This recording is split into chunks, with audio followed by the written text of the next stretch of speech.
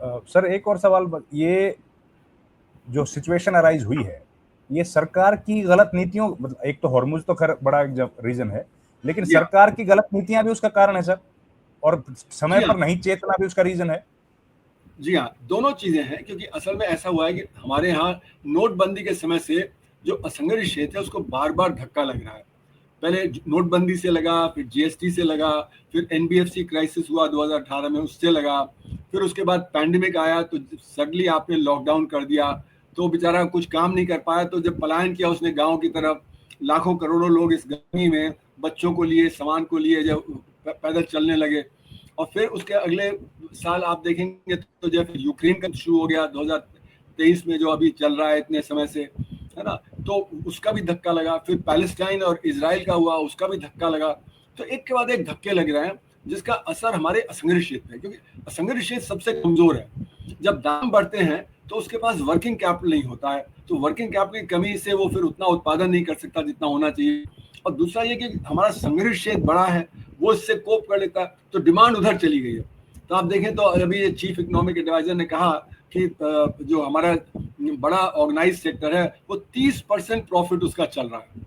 मतलब प्रॉफिट उसका इतना क्यों चल रहा है? क्योंकि उसके पास प्राइसिंग पावर है, और वो जो अनऑर्गेनाइज सेक्टर जो कोप नहीं कर पा रहा, उसकी डिमांड उधर जा रही है। तो इसलिए अनऑर्गेनाइज सेक्टर गिर रहा है, ऑर्गेनाइज सेक्टर बढ़ रहा है। तो ये इस स्थिति में जो हमारा जो कमजोर वर्ग है, असंगठित क्षेत्र है, वो और ज्यादा कमजोर हो जाता है, वो उससे को झेल नहीं सकता। तो ये जो समस्या है ये चल रही थी, तो उससे हमारी अर्थव्यवस्था में इंस्टेबिलिटी थी। तो इंस्टेबिलिटी में जब आपका शॉक आता है तो उसको और ज्यादा बढ़ा देती है वो।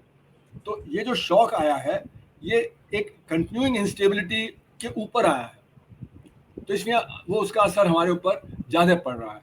तो इसलिए जो अभी समस्या है वो और ज्यादा विकट हो जाएगी, क्योंकि अभी भी जो स्ट्रेट ऑफ हॉर्मुज के खुलने के कोई आसार नजर नहीं आ रहे, समझौता नहीं हो पा रहा ईरान के और अमेरिका के बीच में कि किस तरह से करेंगे। और क्योंकि दोनों तरफ से तनातनी है, ईरान कहता है कि हम सॉवरेनिटी को नहीं सैक्रिफाइस करेंगे, अमेरिका भी कहता है कि भाई नाक बचानी है, हमने हमला किया था तो हम दिखाना है कि हम जीत गए। तो वो जो कंडीशंस ऐसी इंपोज कर रहा है जो टफ कंडीशंस है, जो ईरान की सॉवरेनिटी से लिंक्ड है। तो वो समझौता जो हो जाना चाहिए था अब तक, वो समझौता नहीं हो पा रहा, क्योंकि दोनों तरफ से तनी हुई है। तो इसलिए अब पता नहीं कितना चले, और अगर कल भी ये समझौता हो जाता है तो आगे आने वाले 3-4 महीनों में तो बात धीरे धीरे सुलझेगी, क्योंकि इतनी बॉम्बिंग हुई है कि जो ऑयल फील्ड्स पे, गैस फील्ड्स पे, तो मतलब वो उनको रिस्टोर करने में भी आपको 3-4 महीने तो कम से कम लगेंगे। और अगर 3-4 महीने और नहीं होता है तो फिर और ज्यादा समय आपको लग जाएगा, है ना।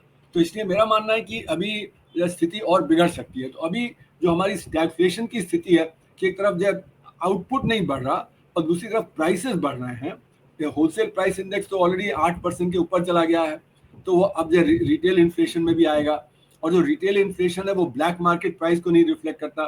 तो गरीब आदमी के लिए तो 20-30-40% का इन्फ्लेशन चल रहा है, तो उसके लिए इन्फ्लेशन भी है और उसके काम भी जा रहा है, नौकरी भी जा रही है, आमदनी आमदनी में, तो एक तरह स्टैग्फ्लेशन की स्थिति तो आ ही गई है।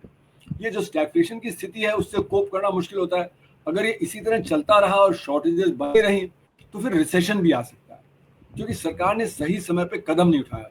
जैसे कि फॉरेन एक्सचेंज बचाने के लिए एक लिबरलाइज रेमिटेंस स्कीम होती है, वो मार्च में ही कर देते तो 25-26 बिलियन डॉलर उसमें हर साल खर्च होता है, तो हमें गोल्ड के लिए नहीं कहना पड़ता किसी को, हम उसी से अपना 15-20 बिलियन डॉलर तो बचा ही सकते थे। तो सरकार को ये कदम उठाने चाहिए थे जो मार्च में, और सबको लग रहा था कि बाकी और देशों ने कदम उठाने शुरू कर दिए थे मार्च में। कोई किसी ने कैप कर दिया, किसी ने रैशनिंग कर दिया, किसी ने 4 दिन का हफ्ता कर दिया। तो बाकी देशों को जब लग रहा था कि भाई ये हो सकता है लंबा चले, क्योंकि हमारा तो एक्सपीरियंस पिछले सालों में ये रहा है, कोई भी युद्ध है वो चलता, यूक्रेन का युद्ध 4 साल से चल रहा है, पैलेस्टाइन का चल रहा है 3 साल से, फिर जब आपका अफगानिस्तान का देखिए 10 साल चला, इराक का चला, सीरिया का चला, लीबिया का चला, जो भी है। ईरान तो बहुत बड़ा देश है, ईरान मतलब जो अफगानिस्तान की तरह छोटा नहीं है, या जो इराक या कुवैत की तरह छोटा नहीं है, है ना। वो तो बहुत बड़ा देश है, तो वहां पे युद्ध तो चल सकता था, इसकी हमें। तो इसलिए मैंने उस समय लिखा था मार्च में कि अगर अच्छी बात है कि अगर कम हो जाए, लेकिन we have to prepare for the worst, क्योंकि हमें पता नहीं कितना देर ये चलेगा, और गुंजाइश यही थी कि लंबा चलेगा। तो सरकार को अपनी नीति सही कर लेनी चाहिए थी सही समय पे। वो लोग कह रहे हैं कि नहीं देखो हमने तो बोझ नहीं डाला आम जनता के ऊपर, पर आपने जो बोझ नहीं डाला उससे डिमांड तो बनी रही और आपकी शॉर्टेज बढ़ गई। आपने एक्सपोर्ट भी नहीं जो रोका, आज 80 दिन से ऊपर हो गए, अभी भी आपने एक्सपोर्ट नहीं रोका है। तो मतलब कि ये जो आपको नीति अपनानी चाहिए थी प्रिपेयर करने के लिए कि आपकी जब परेशानी और ज्यादा न बढ़े, तो उस समय आपने जरूर राहत दी कि आपने दाम नहीं बढ़ाया, पर उसका खामियाजा अब भुगतना पड़ सकता है कि हालात ज्यादा बिगड़ जाएं। तो ये कोई सही नीति नहीं है, आपको तो लॉन्ग टर्म पर्सपेक्टिव में, जिससे कि ऐसा ना हो कि बाद में जाके बहुत ज्यादा परेशानी बढ़ जाए। सर बस एक दो बातें और बता दीजिए। जी हाँ। एक तो सर ये खेती पर क्या असर पड़ सकता है सर, और दूसरा नौकरियों पे, बस ये दो बात बता दीजिए। देखिए जब उत्पादन कम होगा तो नौकरी कम होंगी, क्योंकि जब आपके पास एनर्जी कम है, शॉर्टेज है, तो ऑलरेडी जैसे आपने देखा कि कई जब सेक्टर्स में अब काम नहीं मिल रहा लोगों को, है ना, वो छोड़ के जा रहे हैं, वो गांव की तरफ जा रहे हैं क्योंकि काम कम हो गया है ना। तो जैसे ही उत्पादन कम होता है तो काम मिलना कम हो जाता है, इन्वेस्टमेंट कम होता है तो ग्रोथ कम हो जाती है, फिर काम आपका कम होता है और फिर आमदनी कम हो जाती है, क्योंकि आपका जो दाम बढ़ रहा है ज्यादा है ना, और आपकी आमदनी नहीं बढ़ रही, तो आपको वही जो पैसे आपके जेब में है वो कम होगा, तो उससे भी डिमांड कम हो जाएगी, उससे डिमांड कम होगी तो परेशानी। तो अब जैसे होटल रेस्टोरेंट है, सुनने में आ रहा है उनका जो काम कम हो गया है या बंद हो गए हैं, तो जो लोग वहां काम कर रहे थे, फिर जैसे कि अभी आप देखेंगे हमने अपील किया कि भाई सोने का कम हो तो सुनारों का काम जाएगा, पर चलिए सोना तो एक इनएसेंशियल आइटम है, उसके वो बंद होने से जो बेरोजगारी है वो इतनी खतरनाक नहीं है जितना कि अगर आपके जो एसेंशियल चीजें हैं उसमें रुक जाए, है ना। जैसे कि आपका जो FMCG है, बाकी चीजें उसमें रुकेगा तो वो फिर लोगों के खाने पीने में, लोगों के रहने का ज्यादा असर होगा। तो जो एसेंशियल और एसेंशियल है उसके बीच में डिस्टिंक्शन करके जो गैर जरूरी है उसको आप कम सप्लाई करें, वो चाहे रुके, पर लेकिन जो एसेंशियल है वो रुकेगा तो ज्यादा परेशानी अर्थव्यवस्था में होगी। तो इसलिए रोजगार पे असर पड़ेगा, दामों पे असर पड़ेगा, और खेती पे, क्योंकि अभी जो फर्टिलाइजर की कमी है, क्योंकि आपका फर्टिलाइजर बहुत बड़ी मात्रा में पश्चिम एशिया से आता था तो वो रुक गया, और फिर क्योंकि क्रूड कम है तो आपका यहाँ पे उत्पादन कम हो गया।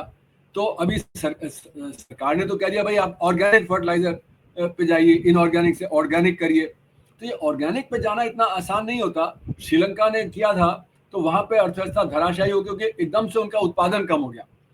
तो इसलिए ये कहना है कि भाई ऑर्गेनिक के लिए भी तैयारी करनी पड़ेगी, है ना, उसके लिए आपको प्रॉपर रिसर्च करनी पड़ेगी भाई आप कैसे इनऑर्गेनिक से ऑर्गेनिक में स्विच करें। ये बात जरूर है कि आपको बायो गैस, पर उसके लिए भी जैसे हम लोग तो पराली जला देते हैं, है ना, उससे भी आप जो कर सकते हैं, जो कुछ मतलब बना सकते हैं। हमने बायोगैस का नहीं, तो बायोगैस अगर होती तो उसमें से बायो फर्टिलाइजर भी निकलता। तो कई सारी चीजें करनी पड़ेंगी तब आप स्विच कर सकते हैं, ऐसे नहीं स्विच कर सकते। तो फूड प्रोडक्शन पे दोहरी मार पड़ेगी इस साल, एक तो जो फर्टिलाइजर की कमी और दूसरा सुपर एल नीनो आ रहा है जो जून जुलाई में आएगा, तो उससे सूखा पड़ने की बहुत संभावना है। तो डबल हमारे ऊपर नुकसान हो सकता है, क्योंकि ये एल नीनो ही नहीं है, इसको बोला जा रहा है सुपर एल नीनो, मतलब ये भयंकर एल नीनो होगा तो भयंकर आपका ये सूखा पड़ सकता है। तो चलिए अगर नहीं पड़े तो बहुत अच्छी बात है ना, लोगों के खाने पीने की परेशानी नहीं होगी, पर एक तैयारी तो करके रखनी पड़ेगी कि अगर सुपर एल नीनो भी आ गया, फर्टिलाइजर भी कम आ गया, तो खाने पीने का उत्पादन कम होगा, उसके दाम बढ़ जाएंगे तो पब्लिक में और परेशानी बढ़ जाएगी। सर किसान तो पहले से ही परेशान है सर, उसके पास तो कुछ है ही नहीं। जी हाँ, किसान तो पहले से ही प्रोटेस्ट कर रहा है कि स्थिति खराब है। जो 2017-18 का सर्वे था उसमें बताया कि एवरेज किसान 27 रुपए प्रतिदिन कमाता है, जो एक किसान होता है ना, तो गरीबी की रेखा के आसपास ही घूमता रहता है ना। तो इसलिए जो हमारे 85% किसान हैं वो तो छोटे किसान हैं, 5 एकड़ से कम जमीन जोतते हैं, उसमें बहुत सारे हैं आधा एकड़, 1 एकड़, 2 एकड़ ही उनके पास जमीन होती है, तो वो उससे कितना कमा लेंगे। तो इसलिए किसानी में तो, क्योंकि आपको जो दाम नहीं मिलता, जो मिनिमम सपोर्ट प्राइस है वो भी 23 क्रॉप में डिक्लेयर होता है, पर इम्प्लीमेंट तो 3 क्रॉप में ही होता है, और उसमें भी सुना है कि सिर्फ 6% किसान है उन्हीं को मिल पाता है, बाकी तो अब जो चौलिया होता है उसी को बेच देते हैं, और जो दाम वो देता है उस पर बेच दिया तो उनको पूरा दाम नहीं मिलता है। तो इसलिए हमारा मिनिमम सपोर्ट प्राइस से ठीक से काम नहीं करता है। मिनिमम सपोर्ट प्राइस ठीक से काम करे तो किसान की भी आमदनी बढ़े, और सब क्रॉप्स में हमें लेना चाहिए। हम जब सब क्रॉप्स में जब मिनिमम सपोर्ट प्राइस नहीं देते तो हम गलत जो क्रॉप को गलत जगह पे प्लांट करते हैं। जैसे कि पंजाब में हम जब पैडी को बहुत करते हैं, है ना, तो पानी वो बहुत लेता है, वो ठीक नहीं है। जब महाराष्ट्र में हम गन्ने को कर लेते हैं, जहाँ पे कि जैसे सेमी एरिड कुछ एरियाज हैं, तो वहाँ पे हमको मतलब जो ये जो तिलहन है वो या दालें हैं या कोर्स ग्रेन है उनको उगाना चाहिए।